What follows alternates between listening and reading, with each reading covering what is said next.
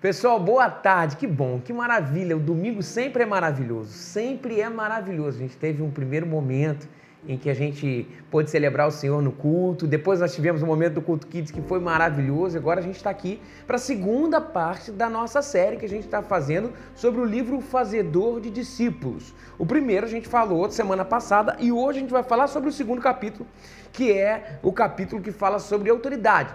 Autoridade conquistada. Lembrem que a gente está falando mais especificamente sobre o está consumado, o primeiro está consumado de Jesus, antes do está consumado na cruz, que foi o está consumado de João, capítulo 17. Quando Jesus orava pelos seus discípulos, ele falou assim, entreguei, Pai, tá aqui, o meu papel foi esse. E ali ele estava falando sobre o papel importantíssimo de discipulado que ele desenvolveu naqueles 12. E através daqueles 12, o mundo inteiro conheceu Jesus Cristo. O evangelho se espalhou para o mundo inteiro por causa de 12 pessoas que ele resolveu não colocar dentro de uma sala de aula. Não, muito pelo contrário, ele resolveu chamar para andar. E andaram.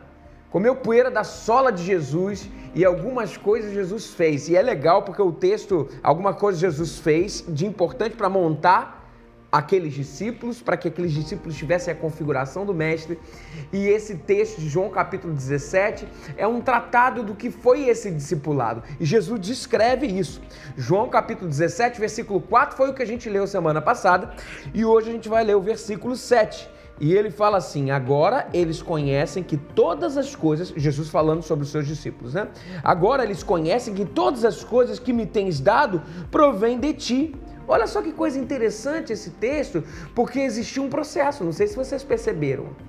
Agora eles conhecem que todas as coisas que você me deu provém de ti. Ou seja, não existe discipulado, a primeira coisa, sem exercício de autoridade. E não existe exercício de autoridade saudável sem conquista de confiança. Cuidado, essa palavra é uma palavra que foi muito difamada na história e principalmente nos arraiais eclesiásticos, que quando fala sobre autoridade, pensa em autocracia, em autoritarismo. Não tem nada a ver com isso. Autocracia é aquilo, manda quem pode e obedece quem tem juízo, como se a igreja ou se as relações fossem funcionar em uma hierarquização. Não, mas a autoridade Jesus conquistou. Não existe autoridade sem que ela seja conquistada. Pô, mas você deve estar pensando assim, Jesus conquistou uma autoridade, Jesus não era Deus, mas vocês lembram que dentro do processo do chamado dos discípulos, com aquele Galileu que ninguém levava fé, até o grande momento em que Jesus se tornou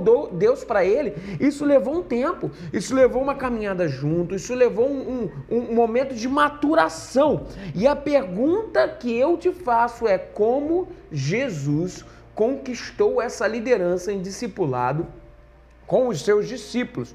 Primeira coisa número 1 que o próprio livro coloca. Número 1, tempo para conquista.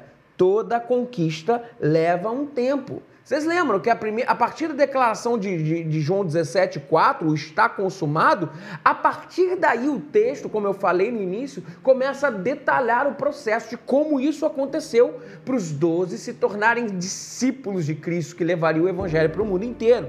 No versículo 7, ele diz assim, agora eles reconhecem que todas as coisas que me tens dado provêm de ti. Percebem? Olha o agora. Só agora eles reconhecem. Ou seja, isso não começou dizendo assim, vamos lá, você vai ser meu discípulo. E o cara, pois bem, você é o mestre, o Messias Todo-Poderoso. Não, os próprios discípulos, eles foram sendo maturados em relação à percepção do messianismo de Jesus. Só agora, no final de 3 anos, os caras se pareceram com Jesus e estavam prontos para exercer o ministério que ele tinha. Olha que coisa maravilhosa, ou seja, houve um processo, levou um tempo, e aquela coisa assim, se com Jesus levou um tempo, por que no nosso processo de sermos discípulos ou discipuladores, isso também não leva um tempo? Discipulado é uma coisa maravilhosa, mas que fica cada vez melhor quando o tempo vai passando. Porque existe um processo de adequação do discipulador com o discípulo, do discípulo com o discipulador. Primeira coisa que a gente tem que entender em discipulado, leva um tempo. E a pergunta de Jesus em Cesareia Marítima, ela vem afirmar isso. Olha o que ele falou lá, ele estava em Cesareia Marítima, e daí Jesus virou para os seus discípulos e falou assim: e vós? Quem dizeis que eu sou? Veja, e vós? Quem dizeis que eu sou? Jesus estava aprovando os discípulos ali. E aconteceu tipo uma hesitação no grupo, quando Pedro chegou e afirmou uma coisa maravilhosa. Ele falou assim: tu és o Cristo, o Filho do Deus vivo. Veja que uma interrogação, depois que Pedro chega a essa conclusão, uma interrogação em relação aos discípulos, do que os discípulos achavam de Jesus e do que Jesus achava, que os discípulos achavam sobre ele, cai por terra. Aqui, ó, um incômodo em relação a quem o discipulador era, caiu por terra. Veja que isso foi um processo. Se Jesus precisou de tempo, quanto mais a gente. Por isso, número 1, invista tempo com os seus discípulos. Talvez esse é o maior presente que você pode dar ao discipulado. Invista tempo com o seu discipulador. No início a coisa é meio arranhada, é normal, é como em qualquer processo de relacionamento.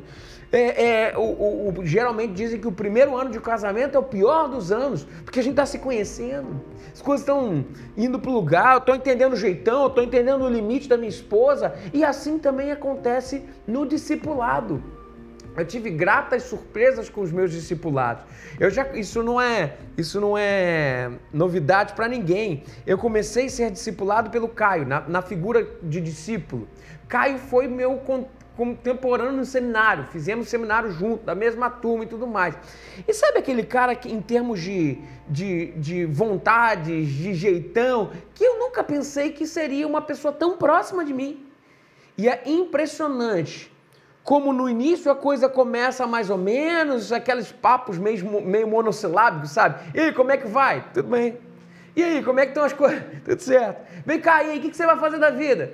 Eu vou ser isso. E depois, no final, a gente só escuta o grilinho cantando, né? Assim, cri, cri, cri, porque não tem mais o que falar.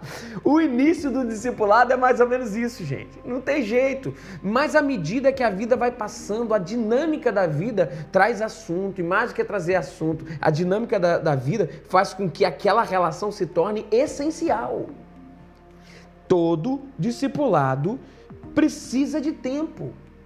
E aí eu faço um apelo a você, discipulador e discípulo, invistam tempo, não pensem que isso é algo adjacente na caminhada do ser humano.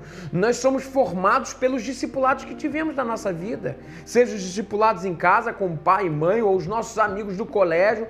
Quem a gente investiu o tempo em estar, nos constituiu em personalidade. Aqui nós estamos diante de um desafio, investir tempo, e principalmente em contextos pós-modernos, que o que nos falta é tempo. Considere o discipulado como algo essencial. E aí vai uma dica para os discípulos. Sim, os discípulos são aqueles que, de acordo com o que a gente estabeleceu como ideal, são aqueles que vão atrás do discipulador e falam: pô, vamos fazer nosso discipulado.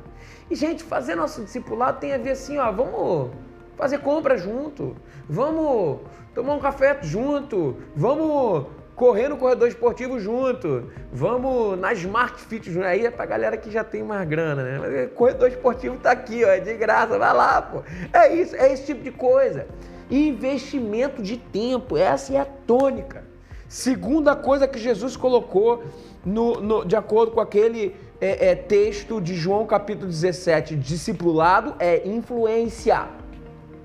Mas influência, só existe influência com aqueles que se deixam se influenciar. Você vê que a dinâmica, a relação tempo versus influência, elas são diretamente proporcionais. Porque quanto mais tempo se tem, mais se deixa ganhar. E quanto mais se deixa ganhar, mais se influencia. E isso é uma dinâmica que acontece de forma mútua. Liderança espiritual nada tem a ver com domínio sobre pessoas. Atenção, o fazedor de discípulos, que é assim que foi chamado o texto, né? E o próprio Jesus, o fazedor de discípulos, é alguém que serve aos outros com sua influência, mais do que com sua influência, com sua referência. Lembra que o apóstolo Paulo falou? Sede meus imitadores, assim como eu sou de Cristo. Sede meus imitadores, assim como eu sou de Cristo. É como se Paulo falasse assim, e Paulo estava falando para a igreja de Filipos, para a igreja de Tessalônica, se eu não me engano.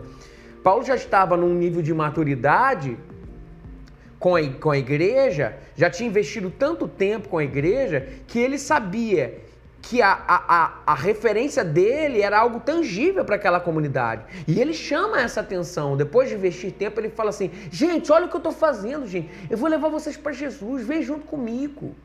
Não adianta nada a gente chegar e, antes de investir tempo, antes de comer 1 quilo de sal com a pessoa, você chegar e falar assim: olha para mim, pô, isso aqui vai parecer até pedante, vai até parecer besta da nossa parte.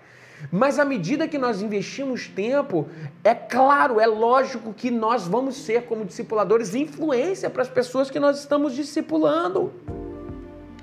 Qualquer discipulado acontece em termos de influência, de referência, e não em termos cognitivos, de conhecimento. São influências. Isso aconteceu sempre na Bíblia, sempre. Eu me lembrei de uma personagem, de Timóteo. O próprio apóstolo Paulo vira para Timóteo e fala coisas importantíssimas sobre a influência dele na vida do jovem que estava começando no trabalho do Senhor, no serviço do Senhor, como um pastor jovem. E o apóstolo Paulo traz a ele memória de pessoas que influenciaram ele, através, lógico, de tempo investido e de ser aquela referência. Vocês lembram? 2 Timóteo capítulo 1, versículo 5 fala assim, ó: recordo-me da sua fé não fingida. Paulo falando a Timóteo, que primeiro habitou em quem? Na sua avó Lóide, e depois na sua mãe Eunice. E eu estou convencido de que também habita em você. Veja, quando Paulo vai apontar para a fé, que tem que ser a fé bacana, a fé autêntica, Paulo, ele não arroga os textos da Bíblia como referência, mas ele arroga a criação e quem o influenciou, e foi uma influência positiva. Eunice e Lóide, que inclusive é o nome da minha avó e da minha tia-avó. Influências são a grande tônica de qualquer discipulado. Eu mesmo tive grandes influências até hoje tenho grandes influências. Quais são as minhas grandes influências? Meu avô, já falei por diversas vezes, minha avó, meu pai, minha mãe são grandes influências para mim. Eu tenho diversas pessoas extremamente piedosas, assim, que foram influências maravilhosas na minha vida. Eu tenho o Caio como uma grande influência na minha vida. Eu tenho o pastor Josué como uma influência de gestão absurda. Eu tenho algumas influências importantes na minha vida. A pergunta que eu te faço como discípulo: o teu discipulador é boa influência para você? É a primeira pergunta que você tem que fazer. Que talvez então o teu discipulado não seja legal. E como discipulador, eu te faço a mesma pergunta: que tipo de influência você tem sido para aquele que você tem discipulado? Daqui a 10 anos, se esse cara se parecer com você, se esse cara que você está discipulando, ele vai se parecer com Cristo? Você vai criar alguém, imagem e semelhança de Deus? Você pode falar o que Paulo falou? Sede meus imitadores, assim como eu sou de Cristo. Você pode. Você tem essa coragem analisando. É sobre isso. Discipulado tem a ver com quanto a gente influencia as pessoas. Tem um trecho do livro que eu acho muito legal, que eu recortei para falar para a gente aqui, ó. Infelizmente, há muitos líderes falando sobre perfil discipulado assim, sujando águas com um espírito dominador, pensando que o discipulado acontece no domínio, em dizer o que tem que fazer, da forma que tem que falar. Eu sempre uso essa má distorção no discipulado, que isso aconteceu muito aqui no Brasil. Sabe? O cara vai no banheiro e aí, liga pro discipulador: o que eu faço? Número 1, número 2. Não tem a ver com isso. Não tem a ver com esse tipo de discipulado. Isso não é um perfil do discipulado de Jesus. Nunca foi. Mas tem, infelizmente, muitos líderes assim, sujando as águas com um espírito dominador. Às vezes por terem o coração doloso. Às vezes por terem recebido a manipulação e a intimidação como única forma de liderança a reproduzir. Assim foram formados, assim replicaram o modelo autocrata. E a Bíblia, olha só, faz referência a um rei cananeu cuja história resumida num único versículo ilustra muito bem esse tipo de postura do discipulado autocrata. O relato está em Juízes de 1, versículo 7, e diz assim, ó: então disse Adoni-Bezeque, 70 reis de quem cortei os polegares das mãos e dos pés, apanhavam migalhas debaixo da minha mesa. Assim como eu fiz, assim Deus me pagou. E o levaram a Jerusalém e morreu ali. Perceba o que aconteceu aqui, ó. Este homem terminou mal, porque estabeleceu a sua autoridade sobre bases absolutas malignas. Adoni-Bezeque significa meu senhor relâmpago, e eu chamaria ele de líder cospe-fogo, é o que o autor está falando, daqueles que geram medo por onde passam. Adoni-Bezeque é o típico líder que mantém outras lideranças subservientes e castradas. Seu interesse não é promover o potencial dos outros, mas dominá-los e usá-los. Ele mantinha 70 reis nessa condição. Ao mandar cortar seus polegares das mãos e dos pés, roubou-lhes a identidade e a capacidade de se equilibrarem por conta própria. Vejam a relação de um discipulado doentio. Um discipulado doentio é aquele que coloca a relação numa hierarquia maligna, em que eu falo o que você tem que fazer como discipulador e o discípulo obedece. Isso não funciona em nenhum lugar. Nenhum lugar. Se funciona, funciona por pouco tempo, mas ninguém consegue viver numa prisão. O discipulado de Jesus foi totalmente diferente. Jesus conquistou a submissão dos seus discípulos através do relacionamento, testemunho e através do serviço. Sua liderança nunca foi imposta. Nunca ele impôs os discípulos a fazerem, ponto final. Não, o que Jesus fazia? Jesus, ele dava o exemplo, ele dava o testemunho, mostrava o que era o reino de Deus e chamava os discípulos para ir juntos. Olha que coisa linda! Por isso, um discipulado se faz no serviço, e é o terceiro ponto, o servir do líder. Cristo não serviu com carteirada, sabe? Muitas vezes eu vejo várias histórias assim, do cara que é parado na blitz, daí o cara sai, o policial tá lá, pede documento, e eu já vi diversos vídeos no WhatsApp até assim, você sabe com quem você tá falando? Você sabe com quem você tá falando? Daí o policial fala assim, não sei quem, e a pessoa fica meio desconcertada com aquele negócio, né? Você sabe com quem você está falando? Você está tentando dar uma carteirada. Agora você imagina se Jesus, o próprio Filho de Deus, não poderia ter feito isso. Ele era Deus encarnado, gente. Ele poderia chegar para o discípulo e falar, rapaz, você tem noção? Você está falando com Deus. Faz! Manda quem pode, obedece quem tem juízo, faz a tua coisa e ponto final. Mas muito pelo contrário, Jesus nunca fez isso, mas Cristo teve o centro do seu discipulado em relacionamento, testemunho e serviço, ao invés de servir-se deles. Pelo contrário, ele os serviu em liderança.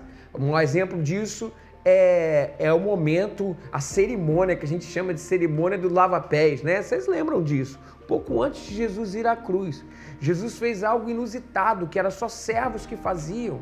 Ele chegou, botou os 12 assim, pegou uma bacia com água, uma toalha e foi lá e lavou o pé dos camaradas.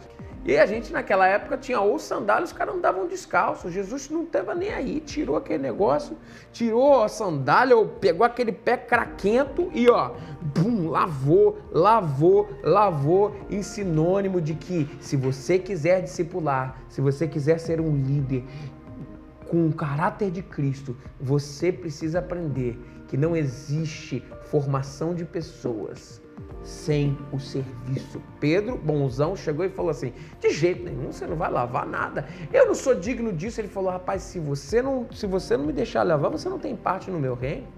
É como se você não entender essa lição básica do discipulado, Pedro, a básica do discipulado agora, você não vai conseguir formar nenhum líder que preste. Daí Pedro falou, tá bom, eu entendi, então não lava só o pé, não, lava o corpo inteiro. É essa a beleza, é essa a beleza. A pergunta que eu faço é, quais são os traços do seu discipulado eficaz?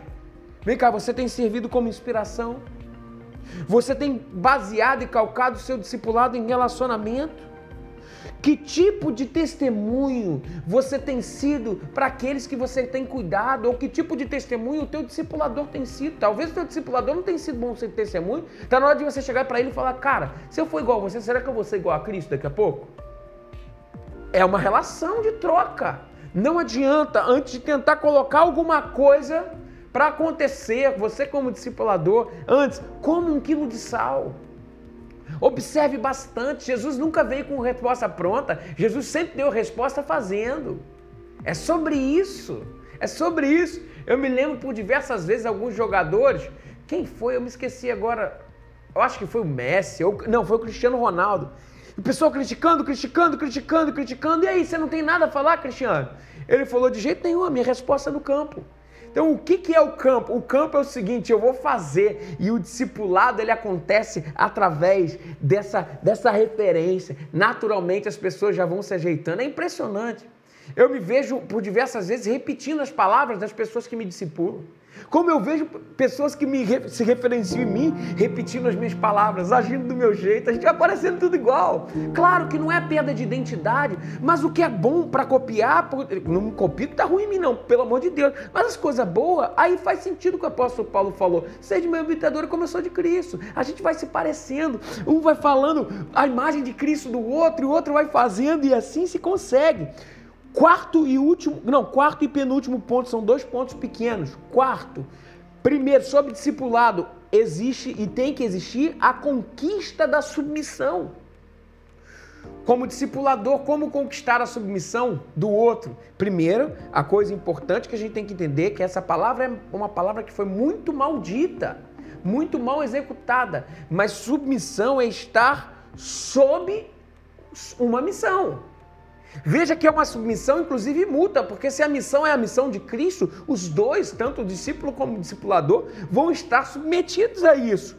Por isso é importante essa conquista, e a conquista nunca é por medo, e sempre é por admiração. Por mais uma vez eu falo, o apóstolo Paulo conquistou a admiração da igreja de Filipos. Está lá em Filipenses, acertei o nome da igreja, Filipenses 3,17. A igreja de Filipos, por isso ele falou, irmãos, sedes imitadores meus e observai os que andam segundo o modelo que tendes em nós. Olha o que o apóstolo Paulo vai falar em Filipenses capítulo 3, versículo 17. Sejam imitadores meus e observai os que andam segundo modelos que tendes em nós. Veja a admiração que é conquistada e a consequência disso, uma submissão é desdobramento, porque estamos sob a missão certa, a missão genuína do Cordeiro de Deus, que veio e nos ensinou a servir, porque serviu. É isso. Existia em Paulo a consciência de que o discipulado exige mais do que retórica, exige testemunho. Testemunho, e uma observação importante, bons líderes conquistam a submissão dos seus discípulos pelo poder do exemplo e não pela força do medo. Não tem jeito. É por aí, gente, é por aí. E último, um discipulado eficaz conquista e é conquistado por uma liderança autêntica. E o que eu quero dizer com autenticidade? Eu vou dar um paralelo entre líderes fracos e líderes fortes aqui. Líderes fracos apoiam-se em títulos, posições, carteiradas. Sabe o que eu sou? Eu sou o presbítero fulano de tal. Eu cheguei na igreja desde o início dela. Bem que aqui chegar desde o início não é problema. Não é muito que a igreja começou agora. Eu estou aqui. Sabe o que eu sou? Eu já toquei com fulano de tal. Isso tudo é uma liderança que não tem consciência de quem ela é. De que precisa de títulos, de que precisa de credenciais para tentar dizer quem é e tentar conseguir exercer autoridade. Não. Mas já líderes maduros, e atenção a isso, líderes fortes, maduros, se deixam conhecer e inclusive se deixam provar. Se deixam conhecer e se deixam provar. Hoje, no culto pela manhã, se falou sobre um momento em que o próprio Cristo se deixou provar. João capítulo 6, ele vai falar, ele vai começar a vir com uma palavra extremamente dura, ó, se não comerem da minha carne, se não beberem do meu sangue, pô, mas somos antropofagistas agora, somos canibais, como isso? Ele falou, ó, vocês só querem comer o que eu posso dar para vocês, mas vocês não querem se alimentar da vida eterna, e aquela coisa toda, e a partir lá do versículo 60, não sei ao certo, teve um texto, versículo 66, olha o que diz, daquela hora em diante, muitos dos seus discípulos voltaram atrás e deixaram de segui-lo. Só que Jesus, ele entendia quem ele era e ele entendia a veracidade da palavra que ele carregava e a autenticidade de vida que manifestava quem o Pai era. E como Jesus entendia isso, você pensa que quando líderes fracos, pô, caramba, perdi o fulano, perdi cicrano, meu Deus, caramba, o cara já começa a fazer concessões.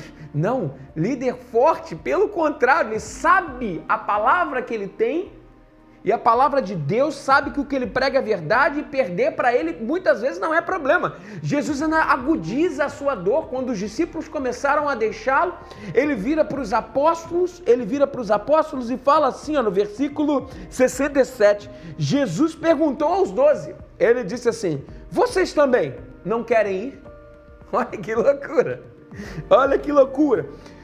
Líderes maduros se deixam provar. E inclusive não ficam de mimimi quando se deixa provar. Quando alguém, pô, quero saber de verdade, porque não adianta, o discipulado é essa conquista de se deixar provar. Como assim? Que absurdo, o cara me colocou à prova, ele não acredita. Meu querido, Jesus foi colocado à prova a todo momento, pelo contrário, ele colocou os outros à prova em relação a quem ele era, como a gente acabou de ver no texto, né? Ele falou, você não quer ir embora? Tipo assim, o que vocês creem que eu sou de verdade? Se quiser, pode ir embora. Ou seja, ele colocava tudo a perder, sabe por quê? Porque se deixar provar é importante para que as relações de discipulado fiquem cada vez mais grudadas, cada vez mais fortes, como um ferro de solda, quando solda dá um ponto certo, pô, não tira de jeito nenhum. É a mesma coisa, líderes fortes não tem problema em se deixar provar, líderes fortes se deixam conhecer. Líderes fortes se deixam conhecer, inclusive, nas suas deficiências. Qual é o problema de você chegar como discipulador e falar assim, ó, não li, tenho dificuldade de ler a Bíblia, tenho dificuldade de orar, não tem problema nisso. Pelo contrário, a gente está todo mundo indo junto, prosseguindo em conhecer o alvo, ninguém é perfeito. E saber das nossas falhas, saber do que a gente precisa, inclusive humaniza o processo. E faz com que os discípulos se sintam falando assim, caramba, não, cara, eu posso contribuir com o meu discipulador aí. E a gente vai crescer, caminhar, tudo junto. Queridos líderes, se deixem provar e não se ofendam com isso. E a última observação, o fazedor de discípulos que se ofende com o exame das pessoas dificilmente terá a humildade necessária para conquistar essas pessoas. A minha oração é que a sua autoridade seja conquistada em relacionamento, em amor, em cuidado, em discipulado, em investimento de tempo. A minha oração é para que a sua liderança seja madura a ponto dos seus problemas evidenciados não sejam um ponto fraco para que você se feche, muito pelo contrário, para que você vença isso com a ajuda, inclusive, do seu discípulo. E para que isso seja um ponto de ancoragem, para que o seu discípulo te ame mais e ame ao Senhor mais e que vocês cresçam em cuidado mútuo. A minha oração é que a gente seja uma igreja que se cuide de verdade. Semana que vem a gente está indo para o 3º capítulo e eu queria te convidar a não perder. Convida todo mundo. Manda esse estudo hoje, manda esse TL para as pessoas. O importante é a gente crescer no que Deus tem para a gente. Deus abençoe vocês. Um beijo para vocês.